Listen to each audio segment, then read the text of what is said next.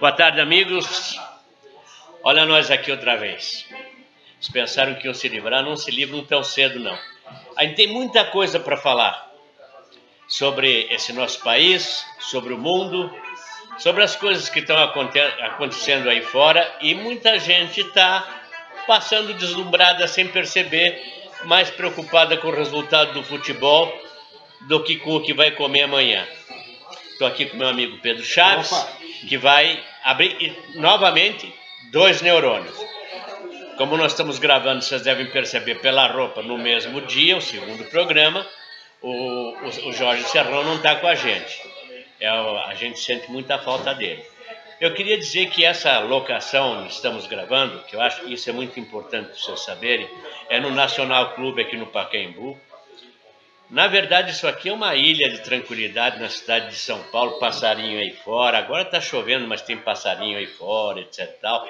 E é um clube tipo inglês, sofisticado, bonito, agradável. Então, é um lugar agradável para a gente falar coisas agradáveis e desagradáveis.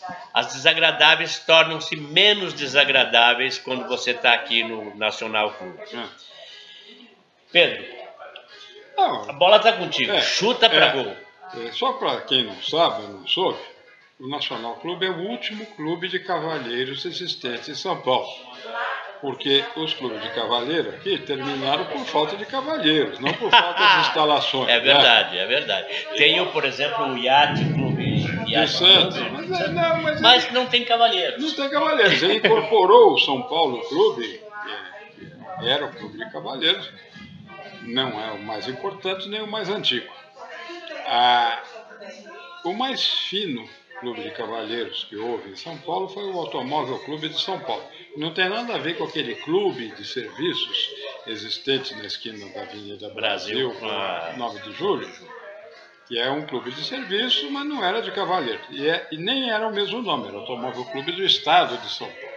O Automóvel Clube foi fundado no começo do século XX, e era condição para ser sócio ter algum veículo automotor. Podia ser um automóvel, um barco a motor, e o Santos Dumont tinha um avião. O Demoselle. Exatamente. Então, ele é um clube de sonho. Eu quero aproveitar o gancho, Pedro, pelo seguinte.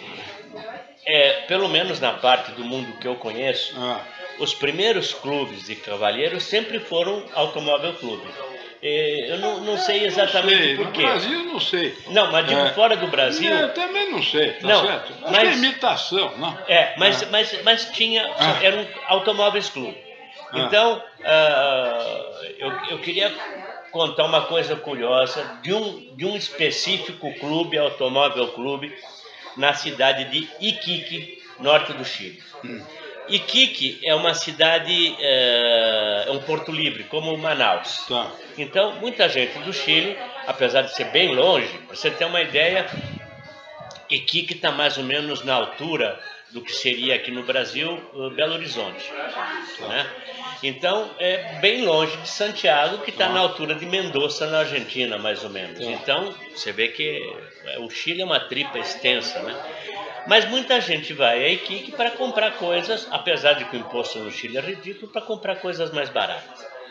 Eu estava em Iquique, fui a Iquique para fazer uma visita a uma loja da Lanchile, porque a Lanchile era cliente nossa na agência e estava mudando o desenho das agências de venda de passagem no mundo inteiro. Então eu viajei para vários países para ver como eram as agências e para dar uma aparência estándar para todas elas, dar uma cara, uma personalidade para todas as agências. E a primeira que eu fui, por acaso, foi em Iquique. E em Iquique, eu fui recebido por uma pessoa da alta sociedade, etc. E ele me convidou para almoçar no Automóvel Clube de Iquique, que foi o primeiro clube de cavalheiros do Chile, e que para ser sócio você tinha que ter um carro. Na época que não tinha 2 carros. Aliás, tem uma história interessante, eu acho que foi no Texas ou em algum estado do sul dos Estados Unidos, não me lembro, que eu vi um anúncio uma vez que era lindíssimo. Tinha uma estrada assim e outra assim, uma na vertical, uma na horizontal assim, e uma vista aérea bem alta assim, e você via um carrinho Ford modelo T nessa estrada e um outro modelo T nessa estrada. E o título do anúncio era o seguinte: no Texas, ou seja, onde for, que eu não lembro bem, em 1800 não sei quantos, existiam só 2 carros. Adivinha o que aconteceu? Então você olhava o anúncio e já imaginava que eles colidiram. Então lá também tinha poucos carros, então muitas fotos da alta sociedade de Kik, das pessoas que tinham carro na época. E depois do almoço, desculpa, a história é um pouquinho longa, mas me aguentem que é divertido. Eu fui convidado para jogar golfe. Sou péssimo em golfe, péssimo. Acertar com aquele taco na bolinha pode parecer fácil para quem vê, mas para quem vai fazer é terrível. Uma vez peguei no tornozelo com o taco, você não acredita, fiquei quase um ano mancando. Aí eu tinha que fazer as partes, né, sociais que me cabiam. Eu era representante de uma multinacional muito grande, a J. Walter Thompson, e eu fui então jogar o golfe. Mas eu pensei o seguinte: e que está na beira do deserto, é areia pura e pedra. Cadê o green? Cadê o verde? Cadê o... Aí eu fui levado a uma casinha onde tinha o equipamento de todos os sócios do clube, os tacos, etc., que eles guardavam, e quadradinhos assim, de uns 40 por 40 centímetros, dos mais diversos tipos de grama sintética. Então tinha grama verde, grama com quadradinho branco e preto, que nem bandeira de Fórmula 1, de final de corrida, etc. Tinha laranja e amarelo, laranja e vermelho, tinha de tudo quanto é tipo. Cada um tinha seu pedacinho de grama. Então você ia por meio do deserto ali, colocava o pin, colocava a bolinha e você jogava, você levava a grama contigo, aquela era a tua grama, então me emprestaram uma grama para jogar.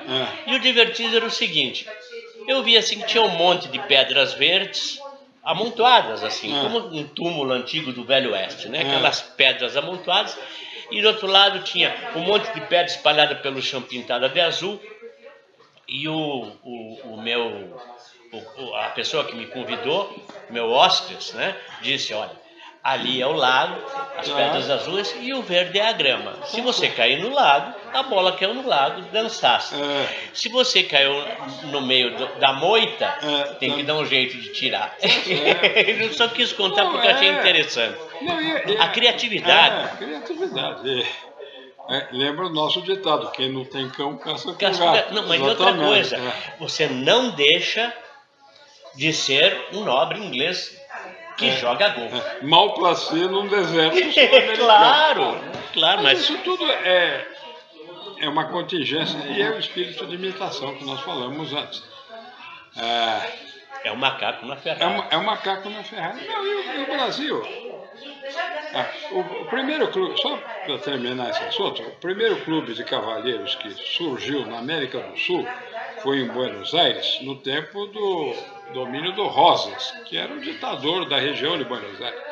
Buenos Aires é considerado um estado independente, estado-país independente. E aí os estrangeiros resolveram se reunir para dividir despesas com assinaturas de jornais, as poucas revistas de então e tudo. Pediram permissão para o Rosas para constituir. E ele deu, mas o nome inicial era Mesa dos Residentes Estrangeiros, que a Argentina não podia fazer parte, né? Depois disso ele mudou com o tempo, virou Clube dos Residentes Estrangeiros. Existe até um livro contando a história do clube, e durou até os anos 80 do século XX, mais ou menos.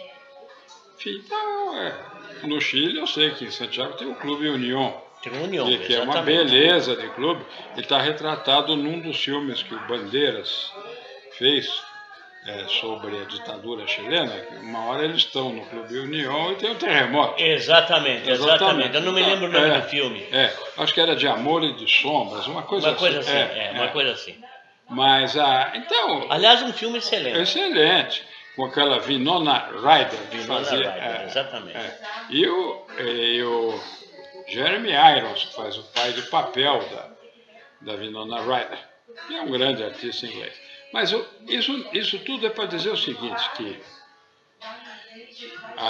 quem teve a oportunidade de já adulto, com 20 anos, conviver com os amigos do avô, portanto, em média, 50 e tantos anos mais velho na época. Então teve a rara oportunidade de ver ainda que a maioria das pessoas pensantes eram cavalheiros. Hoje em dia, um amigo meu dizia que ver turismo no Brasil turismo no Brasil é ver um dar com o tacape na cabeça do outro. Então, mais ou menos isso. Então, aqui então nós estamos num oásis absoluto. Você vê que vem gente no Brasil, tem tudo pelas favelas. Mas isso é idiota, né? Nós estávamos comentando idiota. No intervalo aqui, que o Joãozinho 30, o grande carnavalesco, dizendo que quem gosta, pobre gosta de luxo, quem gosta de miséria é intelectual. Então vem os idiotas da Europa, cretinos, imbecis, para usar termos leves, que vão fazer tudo na favela. Né? Tá ótimo, então lá. Encontra uma bala perdida. Ou achada, né? Ele foi procurar. Ele foi procurar. A bala perdida. Às vezes acha. Às vezes acha. Mas isso é tudo. Isso. Eu disse outro dia para um amigo meu, depois vou passar a palavra para o outro, que ele vai falar coisas mais interessantes. Não, absolutamente. Que é muita pretensão nossa achar que vamos escangalhar o Brasil, coisa que os nossos antepassados há 500 anos não conseguiram. Tamanha a grandeza do Brasil. Né? Na verdade, tem gente se esforçando muito. Tem gente se esforçando, mas os caras são lixo. O pior é isso.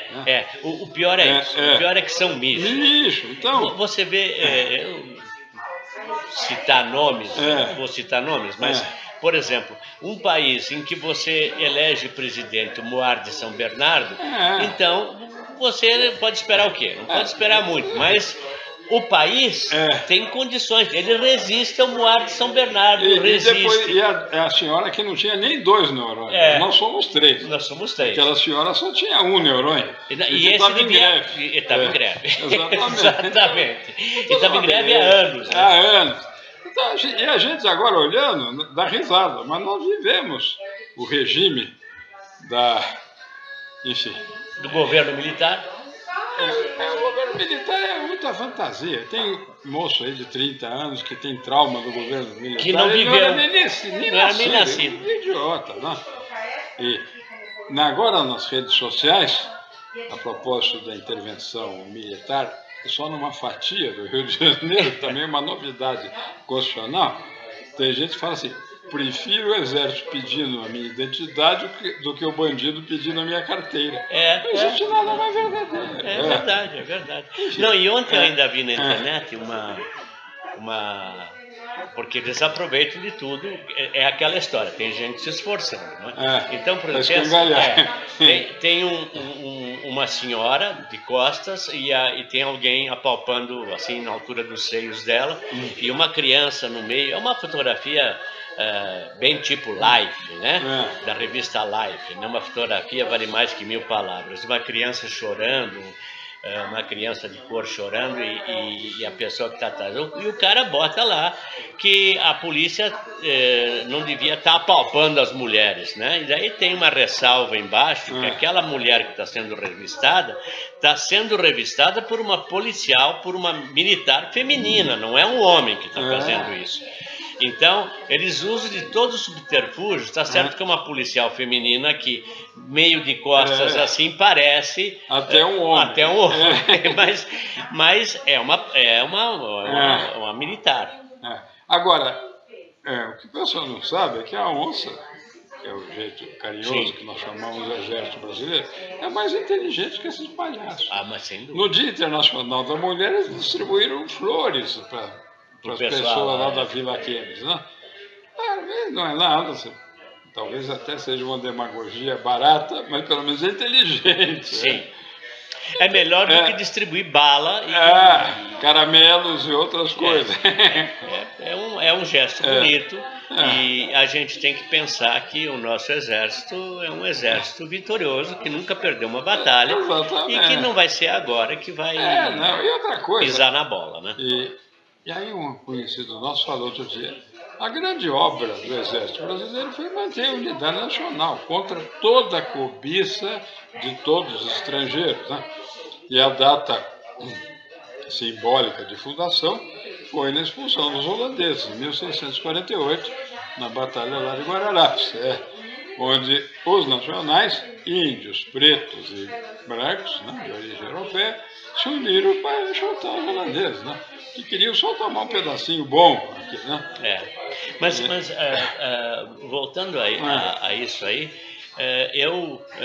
o Visconde de Toné, que era holandês, ele fez obras interessantes. A primeira biblioteca lá para cima foi ele que trouxe, né? Serviço de água e esgoto também foi ele que fez. Quer dizer, isso é o Maurício de Nassau. Maurício de Nassau, perdão, não é Visconde de Toné, Maurício de Nassau. Desculpe a pisada. Mas o Maurício de Nassau, ele fez... eu confundi aqui, mas Maurício de Nassau trouxe a primeira biblioteca, fez as primeiras obras de saneamento básico, etc. Daí expulsaram eles. E tem gente que fica dizendo que se eles tivessem ficado, até tem uma música do Chico Buarque que leva para esse lado, que se eles tivessem ficado, o Brasil seria melhor. Não acredito, não. Eu morei fora do Brasil há muito tempo, e a gente lá fora, apesar de tudo isso, a gente é extremamente bem recebido e bem quisto. É impressionante.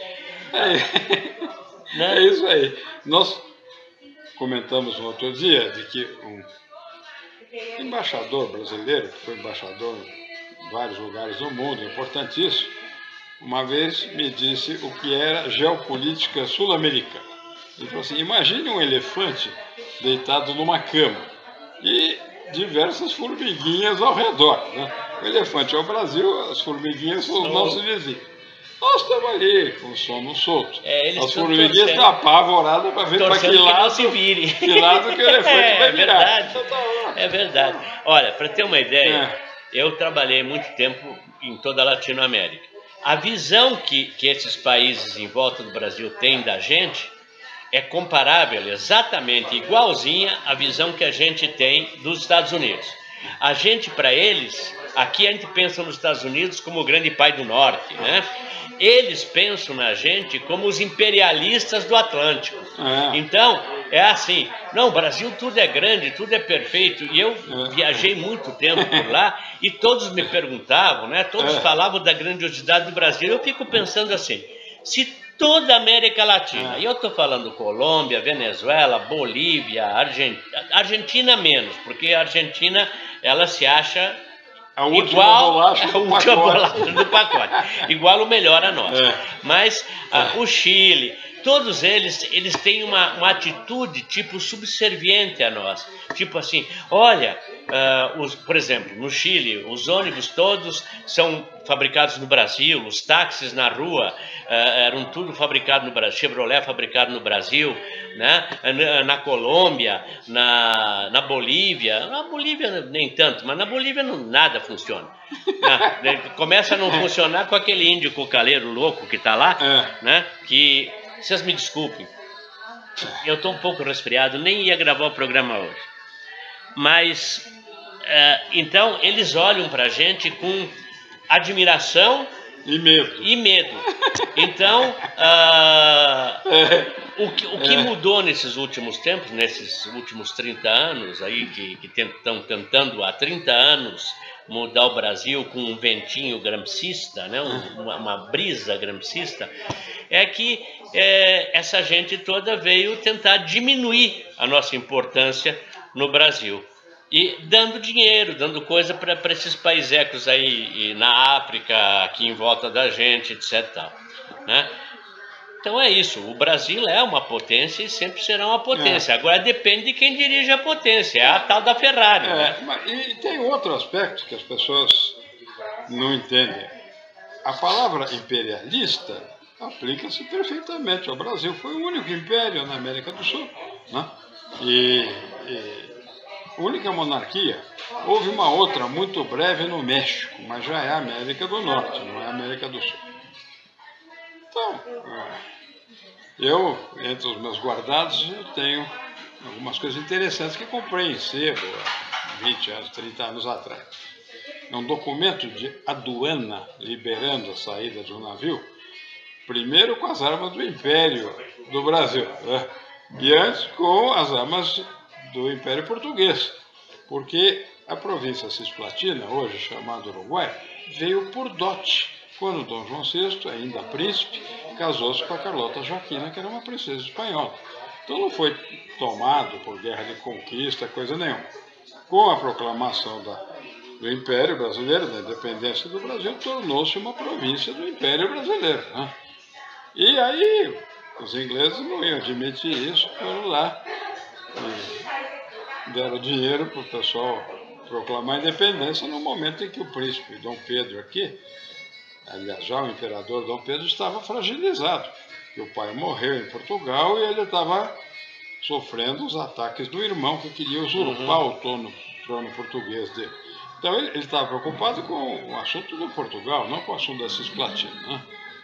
Então as pessoas não sabem nada, não sabem história, não sabem nada. Então, e fazendo um paralelo com esse registro aduaneiro das armas português, depois imperiais brasileiros. Agora o Moar de São Bernardo, ele tentou tirar do Palácio do Planalto, saquear o Palácio do Planalto, os tesouros do Palácio do Planalto. Inclusive o crucifixo.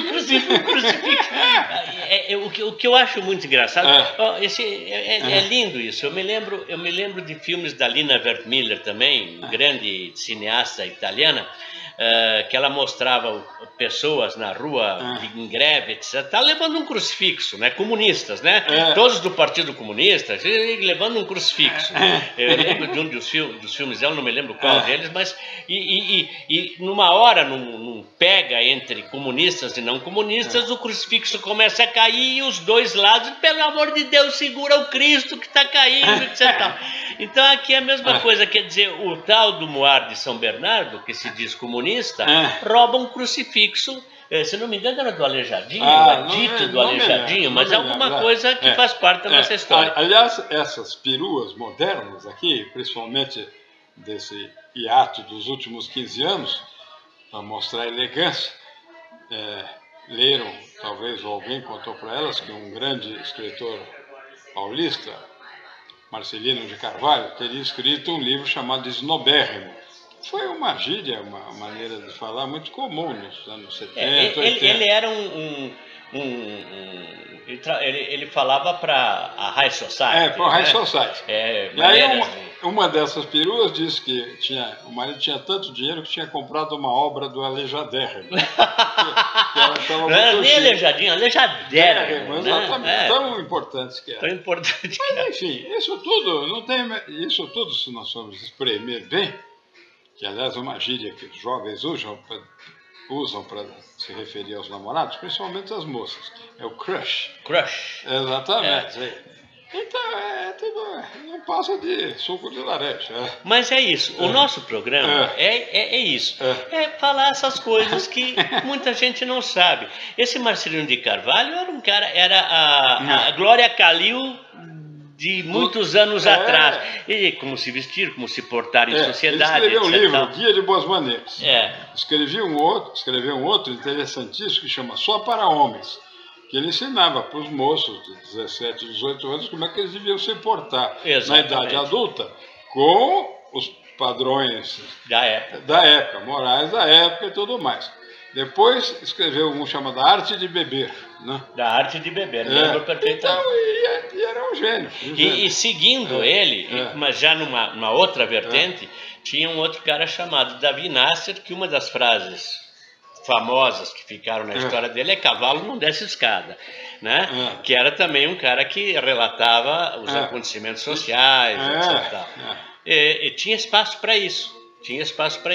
Hoje em dia você tem a Glória Calil e não sei quem mais.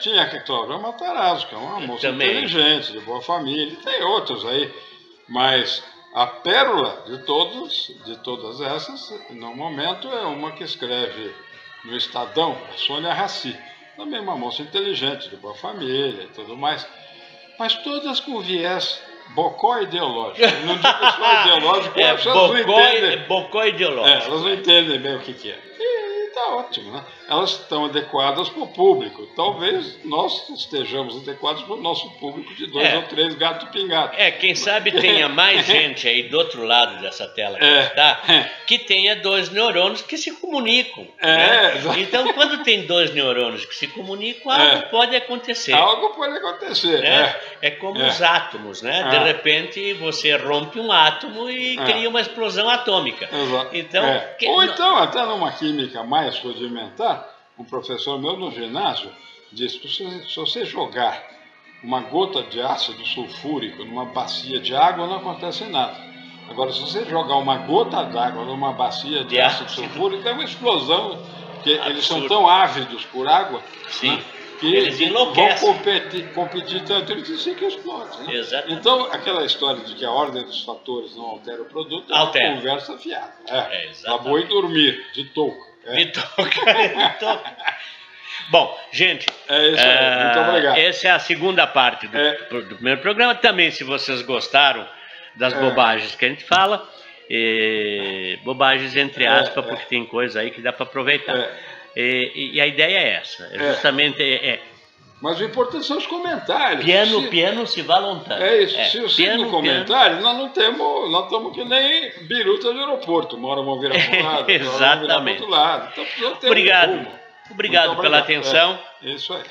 Compartilhem se gostarem. Se não gostarem, como já disse, manda pra puta que o pariu. A gente não vai, quer dizer, não tem importância, pode fazer o que quiser. Mas pelo menos participem. Participar é legal. Participar de um jeito ou de outro é legal, mesmo que seja para chutar canela. Só para terminar, por favor. Um jovem dessa geração moderna, que é o Nini trabalha nem estuda, né? Uma vez perguntou para um grande guru hindu: mestre, qual é o segredo da sabedoria? O mestre falou assim: não discuta com o idiota. Ele falou assim: mas eu não acho. O mestre falou: você tem razão. Totalmente. É isso aí. Faço minhas palavras do povo. Um grande abraço para todos. Obrigado.